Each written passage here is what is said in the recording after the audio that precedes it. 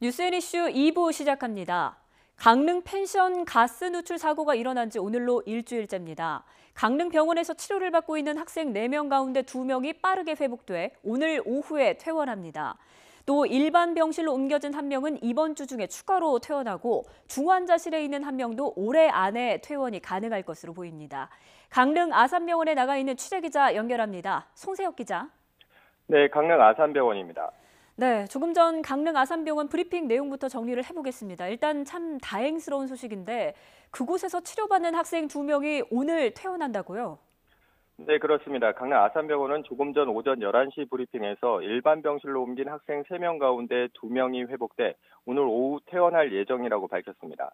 두 학생은 함께 얘기도 하고 식사도 할 만큼 건강하게 회복됐다며 어리기 때문에 합병증 우려도 잘 극복할 것이라고 의료진은 말했습니다. 다만 저온 화상을 입어서 집으로 돌아간 뒤 통원 치료가 필요하고 심리 상담도 이루어질 것이라고 덧붙였습니다. 지난 21일 가장 먼저 퇴원한 도모군에 이어 오늘 학생 2명이 퇴원하면 강릉 아산병원에는 학생 2명이 남게 됩니다. 이틀 전 중환자실에서 일반 병실로 옮긴 1명도 근육 손상이 호전되면 이번 주 중 퇴원할 수 있을 것으로 의료진은 보고 있습니다. 또 중환자실에 있는 1명은 아직 완전히 의식을 회복한 것은 아니지만 주치의 명령에 반응하고 내과적 문제가 심하지 않아 올해 안에 퇴원이 가능할 것으로 내다봤습니다. 원주에 있는 학생 2명은 시간이 더 필요해 보입니다. 2명 모두 저체온 치료를 하고 있어 아직 의식은 없는 것으로 전해졌습니다.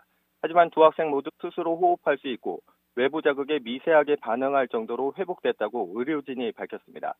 무엇보다 의식이 돌아오는 게 가장 중요한데요. 이번 주 의식이 돌아오면 환자 상태에 따라 한 달 정도 고압산소 치료와 물리치료를 병행할 예정이라고 병원 측은 밝혔습니다. 네, 경찰 수사 소식도 알아보겠습니다. 가스 누출 사고가 난 펜션 보일러 급기관 안에서 벌집이 발견됐다고요?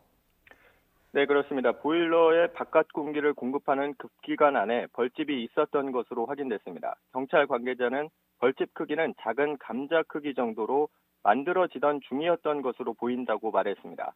만약 보일러 급기관 내부가 벌집 등 이물질로 막혀 있으면 산소 유입이 원활하지 않아 불완전 연소가 일어나고 이로 인해 마감이 제대로 안 된 연통이 떨어져 일산화탄소가 누출될 수 있다는 가능성이 제기됩니다. 하지만 일부 보일러 전문가들은 급기관 안에 벌집이 있었다 하더라도 사고의 직접적인 원인으로 보기에는 무리라고 주장하고 있습니다. 국립과학수사연구원은 떼어낸 보일러를 정밀 감식하면서 급기관에 있는 벌집이 배기관이 어긋나는데 어떤 영향을 끼쳤는지 다양한 상황을 놓고 분석하고 있습니다. 관련자들 역시 줄줄이 경찰에 소환되고 있습니다. 일단 현재까지 확인된 건 2014년 보일러 설치 당시 건물주가 인터넷을 통해 가스보일러를 산 다음에 무자격 업체에 시공을 맡겼다는 겁니다. 경찰은 애초부터 연통이 부실하게 설치돼 사고가 났을 가능성이 큰 것으로 보고 있는데요. 하지만 부실 시공된 보일러라도 가스 안전점검이 제대로 이루어졌다면 참사를 막을 수 있었겠죠. 한국가스안전공사는 지난달 정기검사를 벌여 사고가 난 펜션 가스시설에 대해 적합 판정을 내렸습니다. 하지만 펜션 운영자는 YTN과 통화해서 CCTV를 확인한 결과 당시 가스안전공사 직원은 불과 3, 4분 만에 점검하고 돌아갔다고 말했습니다. 또 최근 10개월 동안 가스 공급 업체로부터 보일러 안전점검을 받지 못했다고 덧붙였습니다. 경찰은 펜션 업주와 건물주, 시공업자, 가스안전공사 관계자 등을 상대로 부실 시공과 부실 점검, 관리 소홀 여부를 집중적으로 조사하고 있습니다. 지금까지 강릉 아산병원에서 YTN 송세혁입니다. 월급을 받는 근로자가 최저임금을 받고 있는지 판단하려면 월 임금을 근로시간으로 나누어 보면 되는데요. 이 근로시간을 어떻게 정할 것인지를 놓고 논란이 일고 있습니다. 실제 일한 근로시간으로만 나눌 건지, 근로시간 외에 유급 주휴 시간도 포함할 것인지 이를 놓고 정부가 오늘 국무회의에서 경론을 벌였습니다. 유급 주휴 8시간까지 포함하면 임금을 더 올려야 최저임금을 맞출 수 있다는 게 경영계의 주장인데요. 오늘 국무회의의 결정 내용, 이재갑 고용노동부 장관의 발표 들어보겠습니다. 제가 국무회의가 아직 종료되지는 않았는데 너무 오래 기다리게 해서 조금 먼저 나왔습니다. 지금부터 최저임금 오늘 말씀을 드리도록 하겠습니다. 먼저 최저임금법 개정 시행령안을 국무회의에서 논의한 결과 약정 휴일 수당과 관련하여 수정안을 마련키로 하였습니다. 동수정안은 금일 재입법 예고하고 12월 31일 국무회의에서 의결하도록 하였습니다. 당초 이번 최저임금법 시행령 개정안은 최저임금법 제정 이래 30년간 산업 현장에서 일관되게 적용되어 온 월급제 근로자의 시급 전환 산정 방식을 명확히 하기 위한 것이었으며 일부 오해가 있는 것처럼 이번 시행령 개정으로 주휴수당 지급 의무 또는 약정휴일 수당 지급 의무가 새롭게 발생하는 것은 아니었습니다. 월급제 근로의 경우 시급으로 결정된 최저임금액 미달 여부를 판단하기 위하여서는 월급을 시급으로 환산하여야 합니다. 이 환산 방식을 규정하는 현행 최저임금 법령에서는 월급을 소정 근로시간 수로 나누고 있습니다. 그동안 이 소정 근로시간 수의 해석에 있어서 법원의 판단과 고용노동부의 행정 해석이 차이가 있어 왔습니다. 이러한 혼란을 방지하고자 고용노동부는 시행령을 개정하여 산업 현장에서 적용되어 온 방식대로 소정 근로시간 외에 주휴시간이 포함된 유급으로 처리되는 시간수를 포함하도록 하였습니다. 그러나 법정 주휴가 아닌 노사 간 약정에 의한 유급휴일 수당과 시간까지 산정 방식의 고려됨에 따라 경영계의 부담이 가중된다는 우려가 제기되었습니다. 이러한 오해를 해소하기 위하여 수정안을 마련키로 한 것입니다. 국무회의에서 논의한 결과 약정휴일 수당과 시간을 소정근로의 대가와 시간으로 인정하지 않은 금년 10월 판시된 대법원 판례를 추가 반영하여 약정휴일에 대하여는 최저임금 시급 산정 방식에서 모두 제외하는 것으로 시행령, 시행규칙안을 개정하기로 하였습니다. 토요일을 약정휴일로 유급 처리하는 일부 기업의 경우 시간급 환산 시 적용하는 시간이 240시간이나 되는데 이러한 일부 기업의 관행이 저임금 근로자의 생계 보장을 위한 최저임금 제도 자체에 대한 논란으로 번지는 것은 바람직하지 않다고 하겠습니다. 네, 다음 소식입니다. 전직 청와대 특별감찰단원인 김태우 검찰수사관의 비위 정황과 관련해 검찰 조사를 받았던 KT 상무가 YTN 취재진에게 관련 의혹을 전면 부인했습니다. KT 대관 담당 상무인 A씨는 오늘 오전 대검찰청 방문 전에 YTN 취재진과 만나 김 수사관과 골프를 친 것은 사실이지만 오랜 친분으로 만났을 뿐이고 업무 연관성은 없다고 주장했습니다. 또 김 수사관에게 과학기술정보통신부 공무원이 IT 관련 협회 인사 등에 관여했다는 제보 의혹에 대해서는 공무원 갑질에 대한 개인적인 생각을 밝혔을 뿐 비리 제보가 아니었다고 선을 그었습니다. 대검 감찰본부는 이번 주 중에 김 수사관의 비위 정황에 대한 감찰을 마무리하고 결과를 청와대 고발 사건을 수사하고 있는 수원지검으로 넘길 예정입니다. 한편 김태우 검찰수사관이 석동현 변호사를 법률 대리인으로 선임했습니다. 서울 동부지검장 출신인 석 변호사는 최근 세월호 참사 당시 유가족들을 불법 사찰한 혐의로 조사받다가 스스로 목숨을 끊은 이재수 전 기무사령관의 변호를 맡기도 했습니다. 석 변호사는 김태우 수사관의 요청으로 변호를 맡기로 했다고 말했습니다. BMW 화재 사고의 원인은 냉각수 끓음 현상으로 인한 EGR 쿨러 균열 때문인 것으로 드러났습니다. 국토부와 민관합동조사단은 오늘 최종 조사 결과를 발표하면서 BMW 차량 화재 원인이 엔진 배기가스 재순환 장치, 즉 EGR 쿨러 균열로 인한 냉각수 누수에 따른 것으로 확인했다고 밝혔습니다. 조사단은 또 실제 차량 시험 과정에서 EGR 쿨러 내 냉각수가 끓는 현상, 즉 보일링을 처음 확인했다고 말했습니다. 보일링 현상이 지속할 경우 EGR 쿨러에 반복적으로 열 충격이 가해져 균열 가능성이 있고 냉각수 보일링은 EGR 설계 결함 때문인 것으로 판단된다고 설명했습니다. 정부가 차량의 화재 위험을 미리 알고도 이를 은폐 축소했다면서 BMW를 형사고발하고 과징금 112억 원을 부과하기로 했습니다. 조사단은 BMW가 지난 2015년 10월 독일 본사의 EGR 쿨러 균열 문제를 해결하기 위한 TF를 구성하고 2016년 11월에는 흡기다기관 클레임 TF를 만들어서 엔진에 대한 설계 변경에 들어간 점을 확인했습니다. 또 올해 7월 BMW가 520D 등 10만 6천여 대에 대한 자발적 리콜을 시행하면서 같은 EGR을 사용하는 일부 차량을 리콜 대상에서 제외한 것은 늑장 리콜에 해당한다고 설명했습니다. 관련해서 BMW 민관합동조사단의 말을 직접 들어보겠습니다. 화재의 근본 원인으로 지목된 EGR 쿨러의 균열은 제작사의 설계 용량 부족에 기인합니다.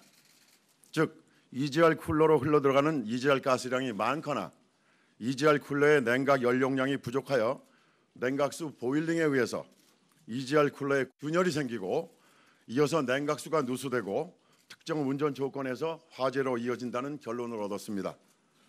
조사 결과 BMW사의 EGR 쿨러는 일반 운전 조건에서도 보일링 현상이 나타남을 확인할 수 있었습니다. BMW 리콜 대상 차량 전체에 대하여 흡기 다기관을 점검 후 교체하는 추가 리콜을 추진하겠습니다. 결함 은폐 축소, 늑장 리콜에 대해서는 BMW를 즉시 고발 조치하고 과징금 112억 원을 부과할 예정입니다.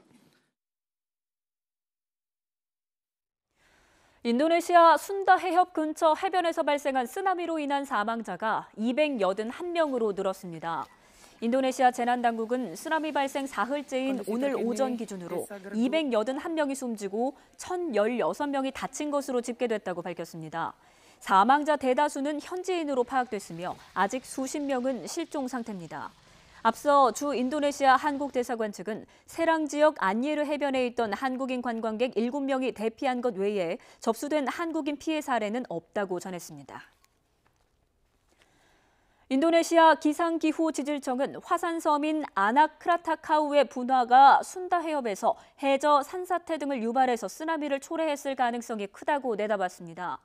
인도네시아 기상기후지질청 당국자는 이번 쓰나미의 높이는 0.29에서 0.9m 수준으로 비교적 작았기에 평소라면 큰 피해가 없었을 것이지만 태양과 지구, 달이 일직선상에 있는 대조기를 맞아서 해수면이 높아진 상태였기 때문에 피해가 커진 것으로 여겨진다고 말했습니다. 쓰나미 속에서 살아남은 사람들도 고통의 시간을 보내고 있습니다. 병원과 대피소는 부상자와 생존자들로 붐볐고 다행히 다치지 않은 생존자들도 처참히 무너진 집 앞에서 눈물을 흘려야 했습니다. 기정훈 기자입니다. 부상자를 태운 앰뷸런스가 병원 앞에 끊임없이 도착합니다.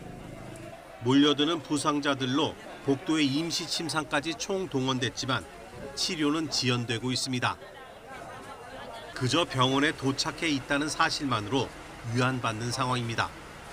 Terus anak saya nutup pintu dari pantai, udah nggak tahu kemana saya tidur pokoknya.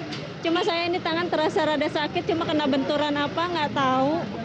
Ini juga cuma luka-luka lecet. Suami saya tadi kakinya patah di dalam. 6-8 meter. Saya udah ngelihat air sedengkul mau ngarah ke sini, tapi jalan 5 langkah. saya udah ke bawah arus.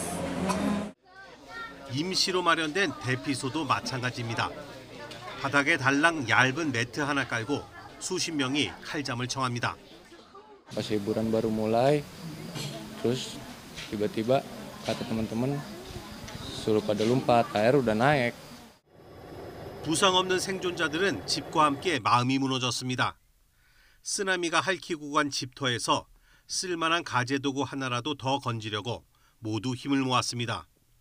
살아남은 것은 그나마 감사할 일이라지만 크리스마스 선물 대신 받은 크리스마스의 악몽은 잊기 힘든 상처로 남게 됐습니다. YTN 기정훈입니다.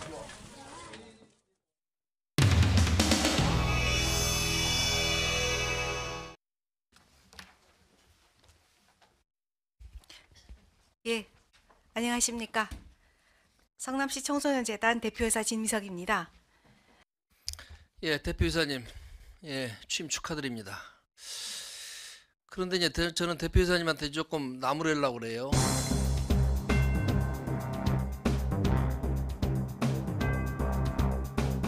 우선 대표이사님 지금 제가 볼 때 그 용모가 조금 문제가 있다고 보여져요. 웃을 일이 아니에요. 예, 웃지 마시고 심각하게 들으세요. 지금 저 대표이사님 이 헤어가 그게 지금 염색을 한 겁니까? 네, 그렇습니다. 지금 대표이사님 그 이 용모가 왜 지금 제가 마음에 안 드냐면은 머리도 그렇고 지금 현재 이어링도 그렇고 이런 것이 지금 이제 이 공인으로서 의회에 와서 지금 의원들의 질의에 지금 이제 답변하는 게 좀 부적절하거든요. 드레스 코드가 만약에 의회 드레스 코드가 그렇다 그러면은 저는 예. 준수하겠습니다.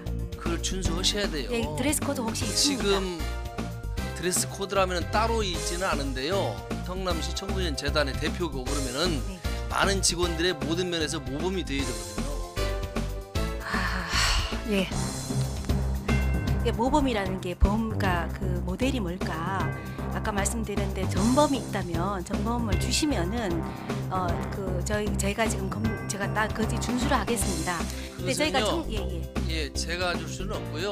어떤 드레스 코드와 어떤 것을 해야 되는지 그냥 물어보세요 한번 물어보세요. 이것이 과연 맞는 건지 생각을 해보시고 적절치 않다고 생각이 되지만 그렇게 해주시고. 대표이사님의 용모 부분에 대해서 개인의 의견은 충분히 존중합니다. 그렇다고 해서 공무원이 꼭 공무원 스타일의 용모를 가져야 된다는 것도 저는 이제는 아니라고 생각을 하고요. 우리 아이들을 대표하는 청소년을 대표하는 대표이사님이 조금 요즘 아이들이 제일 싫어하는 말이 뭐죠? 대표이사님 아십니까? 뭐 혹시 꼰대 말씀? 그렇죠. 예, 우리 대표이사님이 오히려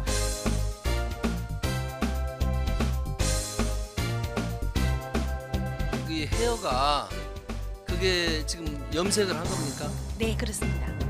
염색을 자연스럽게 하시면 안 될까요? 예를 들어서 흰머리 흰머리대로, 예를 들어 검은 머리는 검은 머리대로. 지금 이제 노란 머리로 지금 이제 염색을 하셨는데 그것이 과연 맞는지 저는 의심이 가요.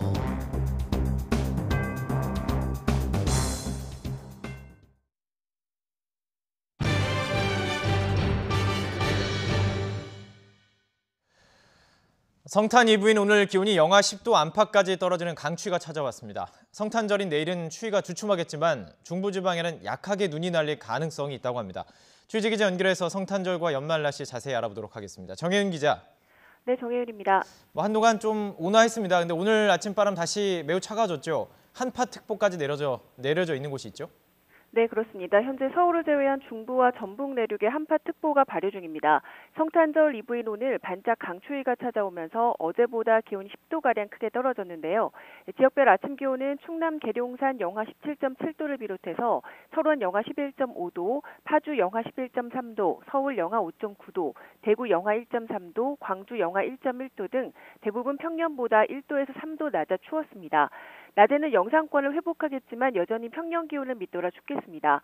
다만 강추위 속에 대기 확산이 원활해지면서 지난주 내내 이어졌던 미세먼지는 현재 모두 해소된 상태입니다. 오늘 관심사는 화이트 크리스마스가 되느냐 이 부분입니다. 근데 눈 예보가 있긴 있습니다. 그런데 화이트 크리스마스가 될 가능성은 낮다고요? 네, 맞습니다. 올해 성탄절에는 눈다운 눈이 내릴 가능성은 현재로서는 희박합니다. 따라서 2015년 이후 3년째 눈 없는 크리스마스를 맞을 전망인데요. 화이트 크리스마스에 대한 규정은 없지만 기상청에서는 성탄절 당일에 적설량이 기록될 정도의 눈이 내릴 경우로 보고 있습니다. 1973년 전국 기상 관측이 시작된 이후 이 조건에 맞은 서울의 화이트 크리스마스는 총 9차례였고 확률은 20%, 그러니까 5년에 한 번꼴입니다.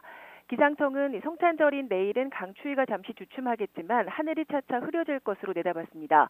오후 늦게나 밤사이 중부지방에는 산발적으로 약한 눈이 날릴 가능성이 있는데 비구름이 워낙 약한 데다 눈도 약하게 날리다 그칠 것으로 보여서 크리스마스를 하얗게 장식할 만한 정도는 아닐 것으로 보입니다. 네, 성탄절이 지나고 연말에 또 강력한 한파가 예고돼 있죠? 네, 세밋 한파라고 하죠. 27일 목요일부터 기온이 급강하면서 한파가 시작될 것으로 보입니다. 이번에도 기온이 영하 10도를 밑돌겠는데요. 기상청은 목요일과 금요일에 서울 아침 기온이 영하 11도까지 떨어질 것으로 내다봤습니다. 이번 한파는 해를 넘겨 다음 주 초까지 이어질 것으로 보입니다. 따라서 31일 마지막 해넘이와 1월 1일 새해 첫 해돋이는 대부분 지역에서 볼 수 있겠지만 한파에 대한 대비가 필요하겠습니다. 지금까지 YTN 정혜윤입니다. 학교폭력 가해 학생 보호자가 학생과 함께 예방교육을 받지 않으면 300만 원의 과태료를 물게 됩니다. 교육부는 이 같은 내용을 포함한 학교폭력 예방법 시행령 개정안이 오늘 국무회의에서 의결됐다고 밝혔습니다. 또 학교폭력 피해 학생이 보호조치 대상으로 결정되기 전에 학교에 결석하더라도 일정 절차를 거쳐 출석으로 인정받을 수 있도록 학생 보호조치가 강화됩니다.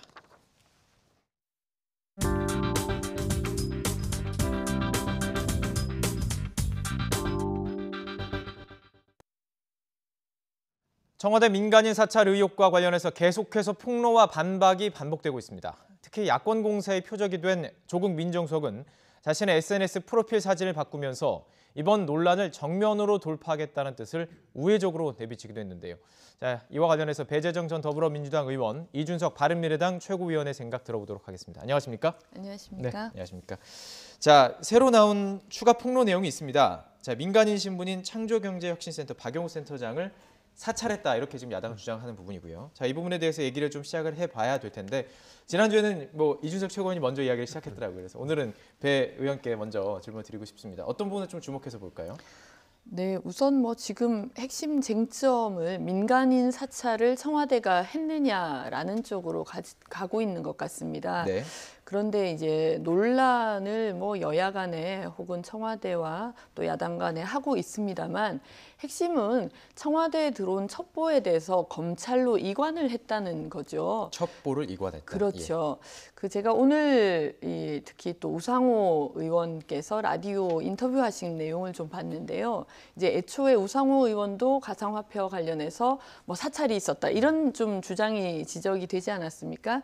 그것과 관련해서 말씀하신 걸 보면 알아봤더니 내가 만나지도 않은 사람을 만났다더라라는 첩보를 가지고 사찰이라고 얘기를 한다. 예. 그러니까 첩보를 수집하는 단계에서 걸러질 것은 걸러지고, 또 여기에서 좀 예의주시해야 되는 부분은 검찰로 이관을 하게 되는데, 그런 부분들을 청와대가 조직적으로 민간인을 사찰했다라고 주장하는 것은 이제 맞지 않다는 이야기거든요. 예, 예. 그래서 좀 혼란스러우시겠지만 우리 시청자분들께서도 이 부분을 좀 엄중하게 보실 필요가 있으신 게, 청와대가 조직적으로 사찰을 지시하고 혹은 계속해서 감시하고 불법적인 방법을 사용하고 이런 것이 아니라는 점은 좀 명확하게 인지를 해주시면 좋겠다는 생각이 듭니다. 예, 지금 우상호 의원도 얘기해 주셨는데, 우상호 의원도 그런 얘기했죠. 사찰은 보통 계좌 추적도 이루어지고 도청, 감청까지 이루어지고 미행도 있다. 그러니까 사찰이 아니다라는 얘기를 지금 하고 있는 것입니다. 그러니까 여당 측에서는 이것은 사찰이 아니고 말씀해 주신 것처럼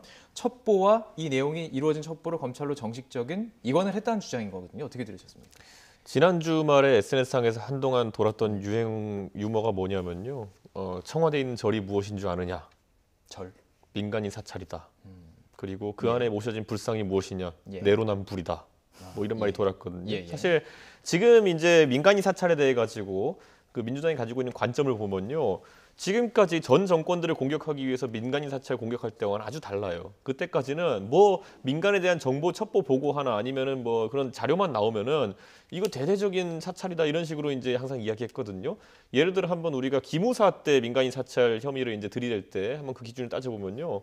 대한민국의 군병력이 이동할 때 기무부대를 항상 따라갑니다. 그리고 일일 동향 보고를 올리겠죠. 예. 그 안에 보면은 그냥 주워 들은 거겠죠. 유가족 중에 한 분이 정당 활동을 하던 분이라더라. 이런 정보들을 들은 것이지, 아까 말씀하신 것처럼 감청을 하든지 도청을 하든지 이렇게 해서 알아내는 정보는 아닐 거 아닙니까? 예. 그럼에도 불구하고 기무부대가 세월호 유가족을 사찰했다고 이렇게 하면서 기무사 전체를 지금 거의 부대 해체까지 이제 가는 상황까지 이르렀거든요. 물론 다른 사건도 있었지만은, 저는 그런 걸 보면서 이 사찰이라는 것에 대해 가지고 민주당이 굉장히 민감하게 지금까지 반응해 왔기 때문에 그 기준을 스스로 이겨내지 못하고 있는 것이다. 예. 아니 세월호 때 기무부대는 그러면 기무사령관이 지시했는지 아닌지 여부 이런 것들을 따졌습니까? 아니? 그거 따지다가 지금 흐지부지하고 있는 거 아니겠습니까? 보면은.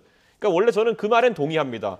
정보를 모은다는 것이 사실 가을에 낙엽을 이제 갈퀴로 긁어 모으는 거랑 비슷해가지고, 밖에 나가서 저희가 갈퀴로 요즘 낙엽을 긁어 모으면요. 아무리 저희가 조심한다 하더라도 나중에 포대에 보면은 담배꽁초가 들어있을 거예요, 요즘은. 근데 그걸 가지고 야, 이거 담배꽁초 누가 갖고 오라 그랬냐? 네? 낙엽 쓸어 오랬지. 예. 우린 담배꽁초 가져오라 한 적 없다. 이렇게 얘기하는 거는 지금 와가지고 굉장히 부적절한 대응이다. 저는 이런 이야기를 하고요. 예. 저는 만약에 이제 이런 사찰이나 이런 업무에 대해 가지고 계속 청와대에서 하는 해명이 우린 지시한 적도 없고 보고받아서 위로 넘긴 적도 없다 이렇게 얘기하는데 정치적으로 활용한 적도 없고 부적절한 예. 것들이 오면 우리 오히려 하지 말라 그랬다라고 하는데 도대체 하지 말라고 하고 계속 그러면 그런 첩보를 양산하는 사람한테 하지 말라는 행동을 계속하는 사람한테 왜 지금 와서야 이제 그러면은 나가라고 했느냐. 저는 그것도 굉장히 타이밍이 안 맞는다. 그에 대한 해명은 없고 계속 뭐 DNA가 어떻느니 뭐 이런 이야기하면서 물을 흐리고 있습니다. 지금 보면은. 예, 뭐 너무 또 여러 가지 말씀을 하셔가지고요. 하나하나 좀 말씀을 드려. 적기는 적었는데 혹시 빠뜨리면 또 다시 좀 해명을 좀 드려야 될 것 같습니다. 해명이라기보다는 조금 우리 이준석 최고의 말씀에서도 호도하는 부분들이 많이 있어요. 실제로 국정원하고 뭐 이 그 사이버 사령부하고 사찰하고 또 잘못된 대선 댓글 활동을 했던 게 지난 정부의 현실 아닙니까? 뭐 MB 정권도 그렇고 박근혜 정부 들어서도 마찬가지고 그리고 세월호 유가족 사찰 이 부분은 물론 이제 이재수 전 사령관이 이렇게 돌아가신 부분들은 정말 안타까운 일입니다만 그것에 대해서 세월호 유가족들을 성향을 분류하고 실제로 사찰이 진행됐다라고 지금 판단하시는 분들이 계신 상황입니다. 이게 지금 이제 한 분이 돌아가시면서 뭐 흐지부지 될 수도 있고 아니면 또 좀 명명백백하게 밝혀질 수도 있겠습니다만 저는 명백하게 밝혀졌으면 좋겠다는 입장이고요. 그러니까 이 사안 하나만을 놓고 뭐 이전에도 그냥 사찰이 아니라 그런 비슷한 행태였는데 왜 이제 와서 말을 바꾸냐 이렇게 얘기하는 것은 옳지 않다는 말씀을 좀 먼저 드리고 싶고요. 그리고 이 문재인 정부가 들어서서 제일 먼저 한 것이 국정원의 국내 정보 수집을 중단토록 한 것입니다. 아마 이런 식의 사찰을 원했고 계속 하려고 했으면 국정원 그냥 하던 대로 두면 되는 거거든요. 그런데 그런 정보 활동을 통해서 민간인 사찰하고 잘못된 이 방식의 국가 권력을 쓰는 것은 안 된다라고 판단했기 때문에 국정원의 대내 정보 수집 이 요원들도 사실상 뭐 재배치하고 그런 업무를 없앤 것이거든요. 그 부분에 대해서는 좀 이 전혀 결이 다를 수 있는 얘기를 섞어서 이야기하면 뭐 니들이 이전에는 그거 공격해놓고 이제 와서는 왜 방어하냐 이렇게 또 호도가 될 수 있는 부분들이 있어서 좀 조심스럽다는 생각이 들고요. 반박할 수밖에 없는 것이 예를 들어 이재수 장군 같은 경우에는 계속 검찰 수사 받으면서 본인이 답답했다고 느꼈다는 것이 뭐 아까 갈키로 정보를 긁어 모으다 보면은 그런 정보가 혼입될 수 있는 것인데 우선 검찰에서는 계속 윗선을 보려고 했다는 거죠. 그게 지휘받아서 지시받아가지고 했다는 걸 증명하려고 군인을 계속 압박했고 그러다 이제 스스로 목숨을 끊기까지 잃은 것이고요. 그다음에 기무부대라는 것의 운영 방식을 보면 알아서 정보를 수집해서 올리는 방식인데 지금 이제 청와대 해명대로라면은 그럼 이재수 장군 같은 경우에도 그러면은 그런 게 올라오길래 나도 그냥 하지 말라 그러고 폐기했다. 위로 올리진 않았다라고 하면은 그러면 지금 이 상황에서 이재수 장군에 대해서 더 이상 이 얘기를 할 수 없는 거거든요. 그런데 그에 대해 가지고 계속 지속적으로 윗선을 찾아내겠다고 압박을 했기 때문에 압박을 했는지 여부에 대해서도 저는 더 밝혀질 필요가 있다고 생각하고 밝혀질 일은 없겠지만 그러니까요. 이미 돌아가셨기 때문에 사실 어떻게 보면 논박을 할 수밖에 없는 상황이어서 그 사례만을 놓고 이야기하는 것은 적절하지 않다는 걸 제가 말씀드린 거고요. 말씀드리겠습니다. 지금 저희들이 토론을 하는 부분 민간인 사찰인 부분이고 민간인 사찰에 대해서 그 기준에 대해서 얘기를 하시면서 이제 기무사령부를 얘기를 하셨던 것이고 그렇죠. 이게 이 부분으로 넘어가면 이제 너무 얘기가 이제 커질 수밖에 또 없는 한 부분입니다. 가지가 더 있습니다. 아까 말씀하신 것 중에 그럼 왜 김태우 수사관이 적절하지 않은 첩보 활동을 계속하는데도 뒀느냐라는 말씀도 하셨는데 청와대에서 분명히 밝혔습니다. 처음부터 그 부분에 대해서 경고를 했고 그래서 그런 첩보들을 계속해서 생산하지는 않아왔다. 그걸 계속 이분이 똑같은 형태로 올리지는 않아왔다라고 얘기를 하고 있는 거거든요. 그러니까 그런 부분도 좀 정정을 해야 되겠습니다. 그렇습니다. 또 뭐 더 하시고 싶은 얘기 없으시죠? 그러니까 지금 이제 민주당의 한 해명들이 김태우 수사관이 하나씩 이제 살라미 전술로 이제 이야기하는 것들을 계속 이제 이런 표현이 적절할지 모르겠지만 이용당하고 있다. 저는 오히려 그렇게 지적하고 싶은 것이 지금도 청와대 그 해명 우리가 하지 말란 뒤엔 안 해가지고 우리가 가만히 뒀다라고 이야기하는데 그 이후의 시점에 어떤 문건이 하나 또 폭로되게 되면요. 방금 전에 했던 말들이 다 신뢰를 잃는 겁니다. 근데 이게 지금 우리가 김태우 수사관에 대한 청와대 대응에서 계속 보고 있는 것이거든요. 처음엔 우윤근 대사에 대한 것은 그분은 감찰 대상이 아니기 때문에 우리가 받아서 바로 폐기했다. 뭐 이런 식으로 얘기한다는 거죠. 자, 그럼 그분이 감찰 대상이 아니라고 한 이유는 감찰의 세 가지 기준, 그러니까 친척이거나 아니면 임명한 사람이거나 아니면 특수관계인이거든요. 여기 해당하지 않기 때문이라 그러는데 또 변양균 씨 비트코인 정보는 왜 수집했냐 그러면은 그거는 그분이 참여정부 때 인사니까 했다라고 하는데 상식선에서 우윤근 대사가 가깝습니까? 아니면 변양균 씨가 가깝습니까? 그런데 우윤근 대사 같은 경우 당시에 국회 사무총장이셨습니다. 사실 행정부와 입법부가 삼권 분립이 되어 있는 상황인데 국회 사무총장에 대한 것을 물론 특수관계인이라고 볼 수 있는 부분도 있습니다만 더 조심스러울 수밖에 없는 점도 있거든요. 자, 뭐 이렇게 이 논박을 하기 시작하면 사실 어떻게 보면 끝이 없을 것 같습니다. 저는 이제 시청자 여러분들께서 이것을 이제 토론을 들으실 때 정리를 좀 해드리고 싶은 부분은 사찰 내용이 일단은 중요하고요. 근데 사찰 내용이 지금 다 공개된 부분은 아닙니다. 우윤근 그 대사 같은 경우는 지금 공개가 됐고 그 부분에 대해서 해명이 다 이루어지고 있고요. 나머지 부분들에 대해서는 사찰이 어떻게 이루어졌는지는 모릅니다. 이게 진짜 첩보인지 정말로 그 안에 어떤 사찰이라고 부를 수 있는 것이 담겼는지 아직 모르는 상태입니다. 그리고 이제 대상에 대한 토론을 하신 거예요. 이게 포함이 돼야 하느냐. 그래서 아직도 민간인 사찰이라는 부분에 대해서 이야기를 나누고 있는 것인데요. 자, 그렇다면 한 가지 더 문제는 뭐냐면 앞으로도 뭔가를 추가하겠다, 좀 말씀하셨지만 또 추가 폭로를 하겠다라는 지금 얘기를 하고 있는 거거든요.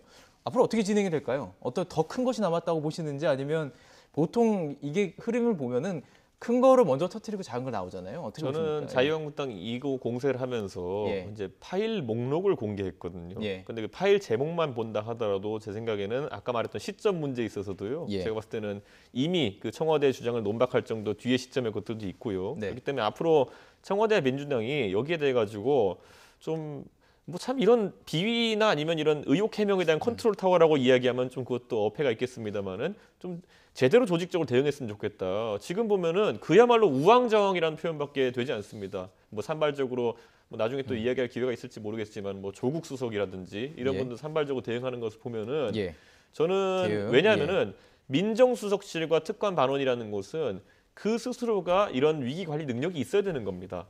왜냐하면 수많은 정보를 다루기 때문에 언제든지 이런 일이 터질 수 있고. 근데 우병우 수석실 같은 경우 그런 걸 잘 못했기 때문에 정권에 위기가 온 것이거든요. 근데 지금 결코 저는 문재인 정부의 대응이 그에 비해서 뭐 못한 건 없겠지만 나은 게 있다고 좀 보지 않습니다.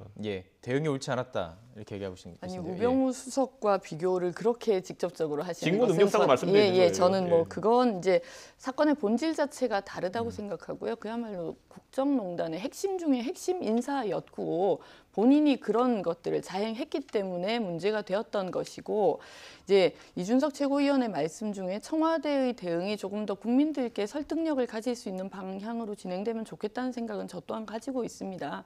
아마 이제 이 언론을 보시는 국민들께서도 계속해서 이제 방송 프로그램마다 이런 논박을 하고 있는 모습을 아름답게 보시지는 못할 거라고 생각하거든요. 그런 면에서는 저는 이제 검찰 수사든 뭐 감찰이든 제대로 진행되고 국민들께 명명백백하게 또 설명드리고 혹시 청와대가 잘못을 한 점이 있거나 아니면 또 이 과정에서 대응을 잘못한 부분이 있다면 그 부분에 대해서도 뭐 사죄할 게 있다면 사죄를 드리는 그런 형태로 진행이 되면 좋겠다고 생각하고 저는 있습니다. 마지막으로 이 특감반이라는 조직을 애초에 만드신 분이 누구냐면은 노무현 정부 시절에 문재인 민정수석이시거든요. 그렇기 때문에 저는 이 사찰이냐 아니면 감찰이냐에 대한 이런 뭐 사실 좀 철학적인 부분도 있거든요. 어떤 것이 맞고 아닌지 저도 사실 모호할 때가 있습니다.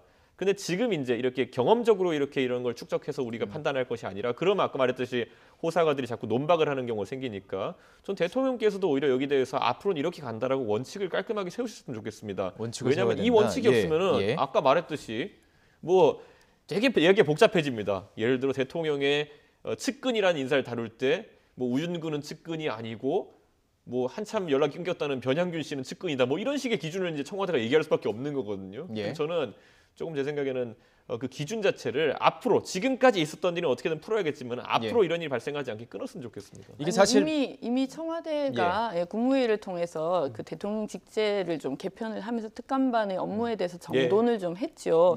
근데 이제 그 부분이 사실 이 무자르듯이 명확하게 나뉘기 힘든 부분도 뭐 역시 있을 수 있다고 생각을 하는데 그러나 최대한 좀 업무의 범위라든가 이 내용이라든가 이런 것들을 정돈하고 가는 것은 이미 진행하고 있다. 그래서 그 부분도 좀 지켜봐 주시면 지금 문제가 좋겠다는 되는 세 번째 들죠. 사람들 대통령과 특수관계에 있는 자라는 조항은 무조건 삭제해야 됩니다. 제 생각에는 이거는 해석을 놨거든요. 나머지 친인척이거나 아니면은 대통령이 임명한 자 같은 경우에는 예. 뭐 이건 아무도 논박할 여지가 없고 사회적 갈등을 야기할 요소도 없어요. 특감반원들이 일할 때도 아주 명쾌한 기준이고요. 예. 그럼 지금 같은 경우에는 뭐 시킬 때는 뭐 괜찮은 것처럼 했다 나중에 가지고 나쁜 사람 몰고 이러면은 그렇습니다. 일 예. 자체가 안 됩니다. 자, 이 기준에 대해서 얘기하는 건데요. 이 기준에 대해서도 사실 여와 야의 생각이 다릅니다.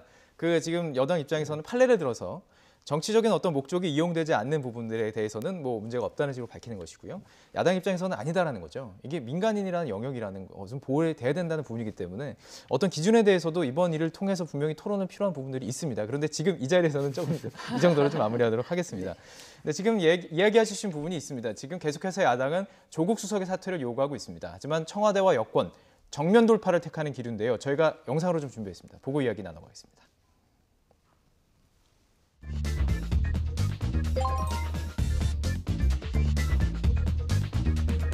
저는 그 대통령님의 구상과 계획에 충실히 보좌하도록 하겠습니다.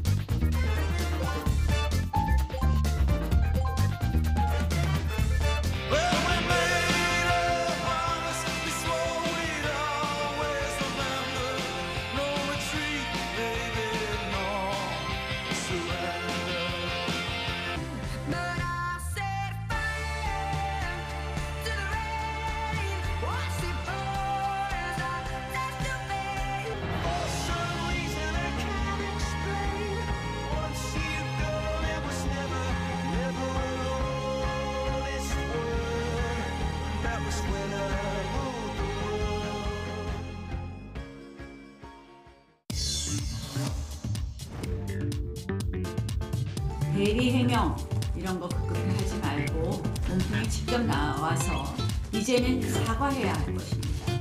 그리고 그에 맞는 책임을 져야 할 것입니다. 또 다른 국정농단이 청와대에서 일어나는 것을 원치 않는 것입니다. 그 징표로 원망의 대상이 되고 있는 조국 수석을 자르라는 것입니다.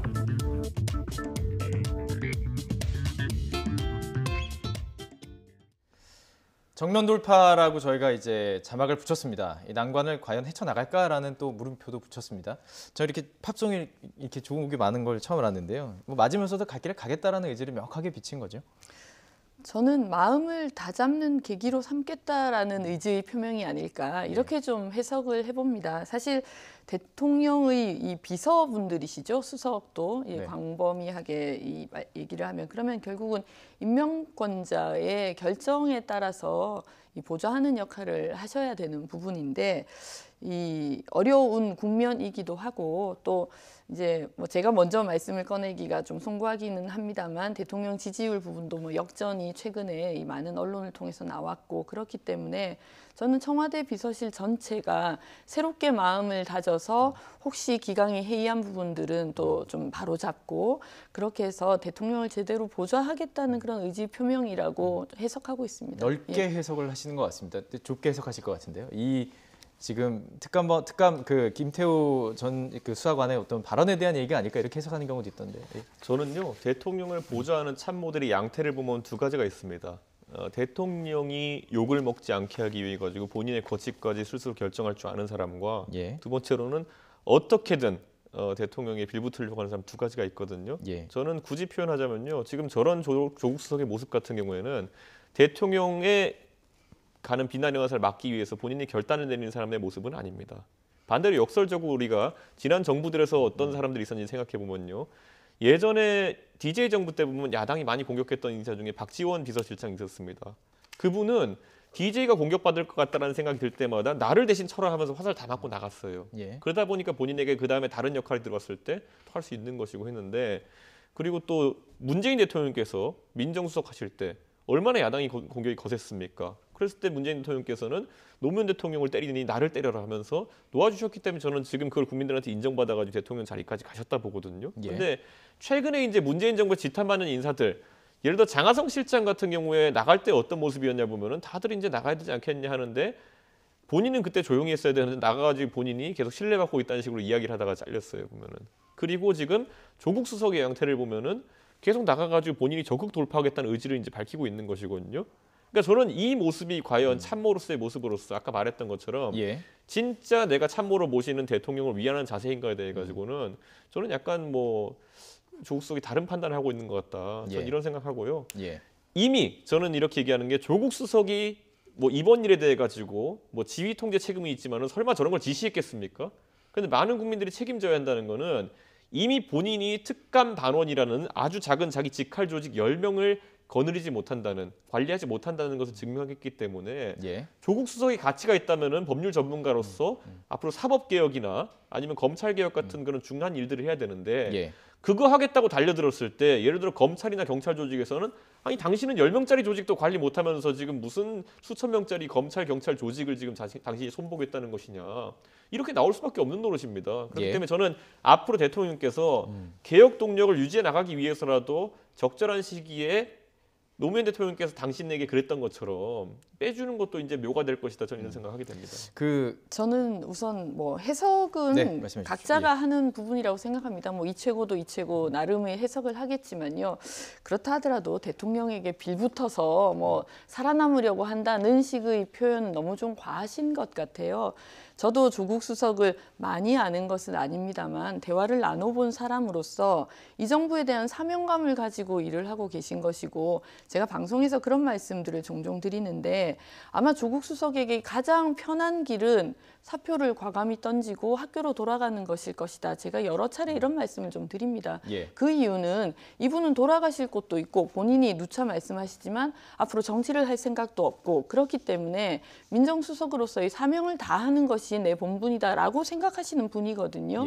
뭐 저는 그렇게 이해를 하고 그렇게 믿고 있습니다.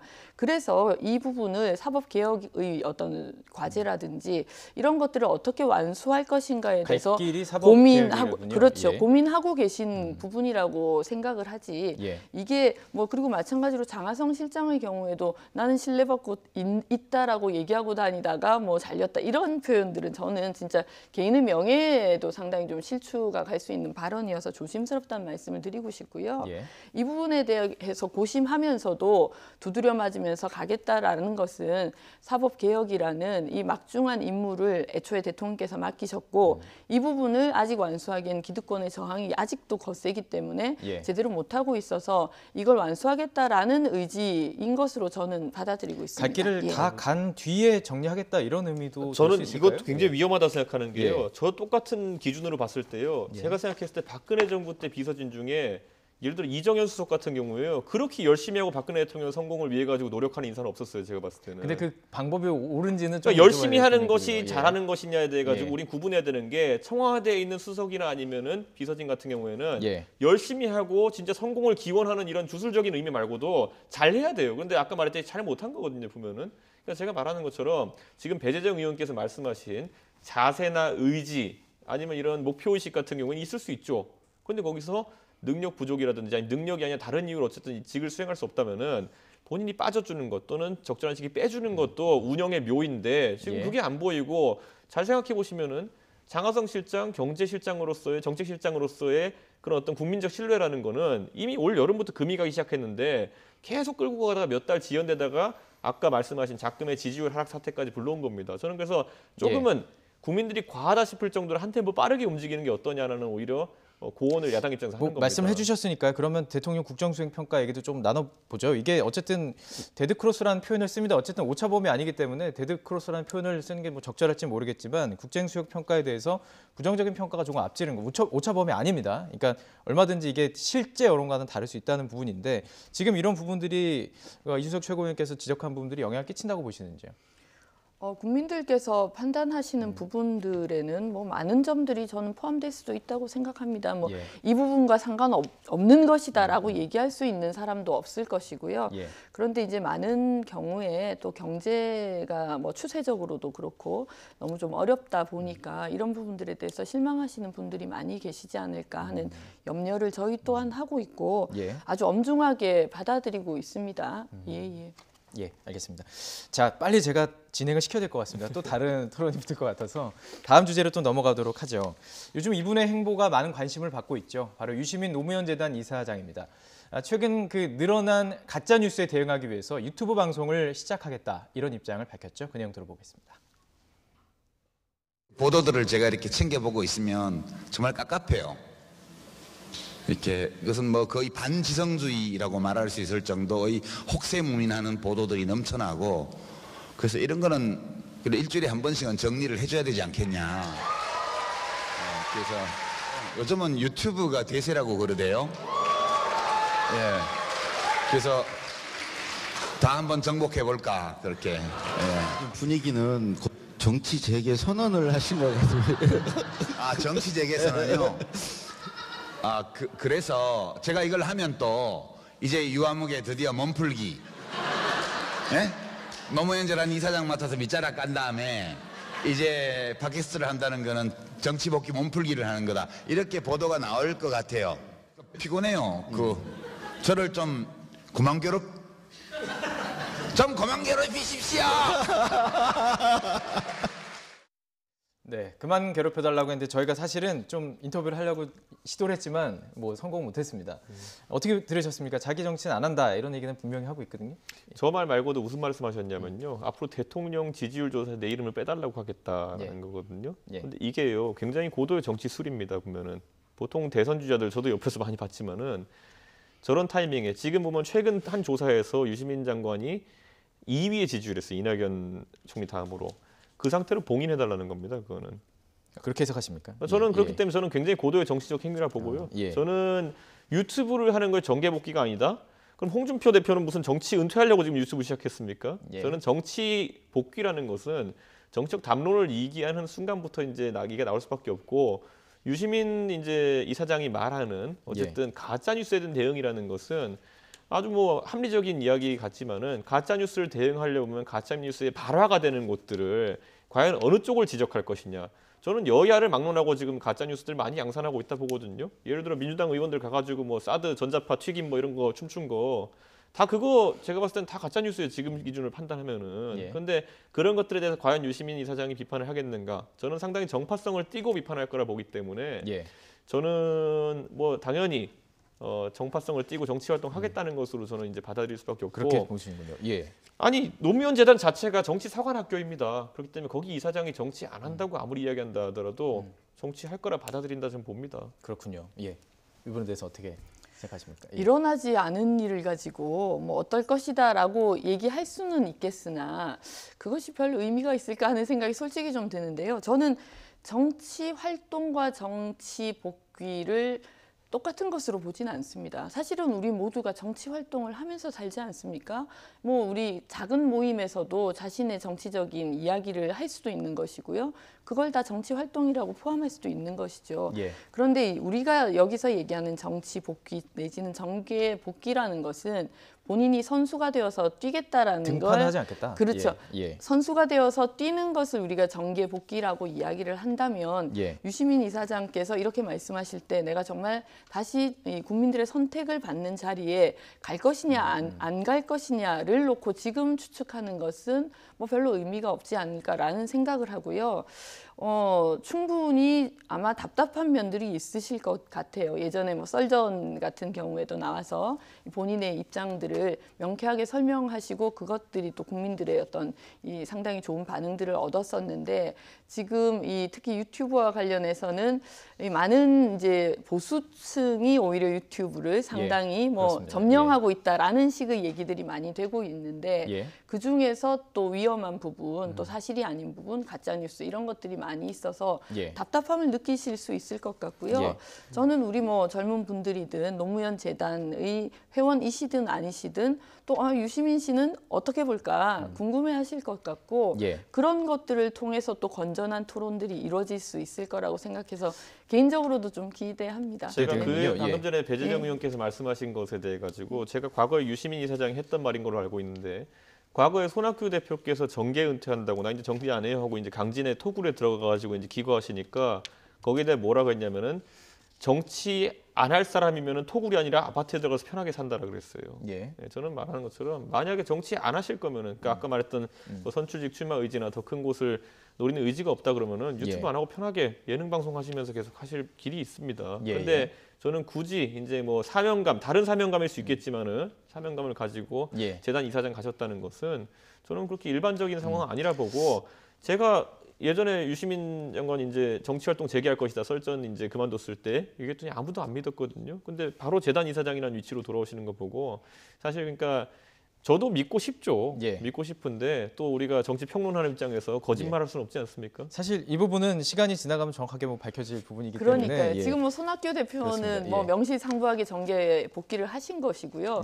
유시민 이사장이 어떻게 하실지는 지켜보시죠. 저는 그때 동의했던 게 저도 손학규 대표님이 지금 저랑 같이 이제 최고위 계시지만은 그분이 톡을 들어가는 거 보고 아, 정치하시겠군 이렇게 생각하고요. 그때 손학규 대표님은 끝없이 말씀하셨던 게 뭐냐면은 알겠습니다. 나는 이제 속세와 인연을 끊은 사람입니다. 이러고 있으셨어요. 예, 알겠습니다. 근데 이제 토굴이 아니라 다들 유튜브로 좀 돌아오고 있습니다. 홍준표 전 대표 같은 경우도 제가 오늘 아침에 들어가 좀 봤습니다. 어떤 내용들이 뭐 오고 가는지 강력한 어조로 뭐 언론에 대해서도 얘기하시고 정권에 대해서도 얘기하고 계시더라고요. 분명히 정치로 뭐 복귀를 하실 것이고 그거에 대한 확실한 의지를 보이시는 것 같아요. 그리고 구독자 들어갔더니 10만 명이 넘더라고요. 네, 저는 사실 들어가 보지는 않아서 내용을 가지고 제가 뭐 말씀을 드릴 수는 없을 것 같고요. 뭐 10만 명이 구독을 하고 계신다고 해서 아마 이제 홍 대표께서는 상당히 뿌듯해하시면서 방송을 하실 것 같은데.